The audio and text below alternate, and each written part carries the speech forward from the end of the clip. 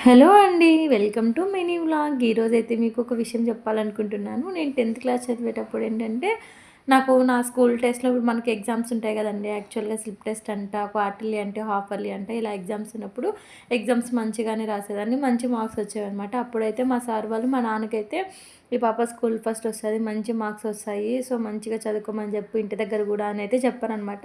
మా నాన్న కూడా అదే హోప్‌తో ఏమనుకున్నారంటే, ఇంకా స్కూల్ ఫస్ట్ వస్తదిలే మంచిగా చదువుతుందంట కదా! సార్ వాళ్ళు కూడా చెప్పారు కదా! అని అయితే మా నాన్న ఫుల్ హోప్స్ అయితే పెట్టుకున్నారనమాట. ఇంకా మా స్కూల్ పక్కనున్న పెద్ద అంకుల్ అయితే ఒక అంకుల్ ఉన్నాడు. పెద్దాయన. ఆ అంకుల్ కూడా చెప్పారనమాట. "బాగా కష్టంగా చదువుతది అమ్మాయి. అమ్మాయి కూడా మంచి స్కూల్‌లో టాపర్ వస్తదని" అయితే అన్నారనమాట. ఇంకా ఫుల్ హోప్స్ అయితే పెట్టుకున్నారు మా అమ్మ, మా నాన్న. ఇంకా స్కూల్ ఫస్ట్ వస్తది. మంచిగా 10.9 వస్తాయితే హోప్స్ అయితే పెట్టుకున్నారు.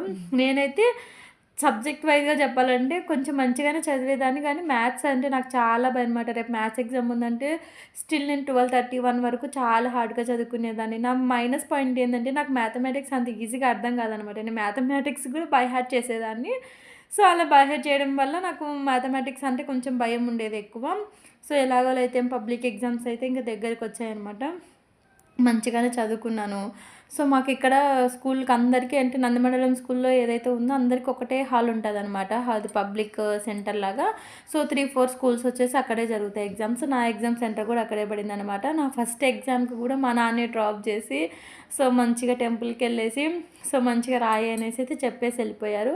సో, ఎగ్జామ్స్ ఏంటంటే అండి అక్కడ కొంచెం కష్టంగానే ఉంటాయి కదా! 10థ్ ఎగ్జామ్స్. నాకు అందులోను ఇంకా మ్యాథ్స్ అంటే భయం అని చెప్పాను కదా!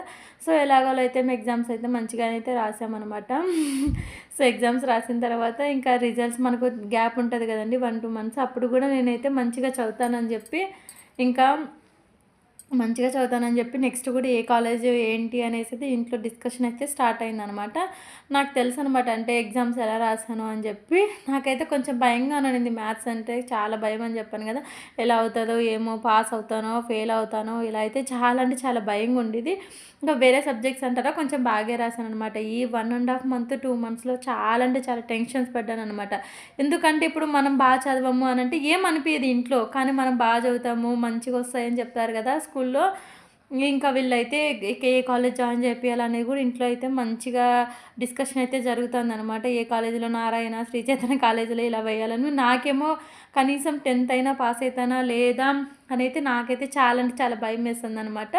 సో, నా రిజల్ట్స్ ఎలా వచ్చాయి, ఏంటి, అసలు పాస్ అయ్యానా, ఫెయిల్ అయ్యానా అనేది మీకు నెక్స్ట్ వీడియోలో అయితే చెప్తాను. ఈ వీడియో నచ్చితే ఒక చిన్న లైక్ అయితే ఇచ్చుకోండి. సబ్స్క్రైబ్ చేయడం మర్చిపోకండి. Thank you.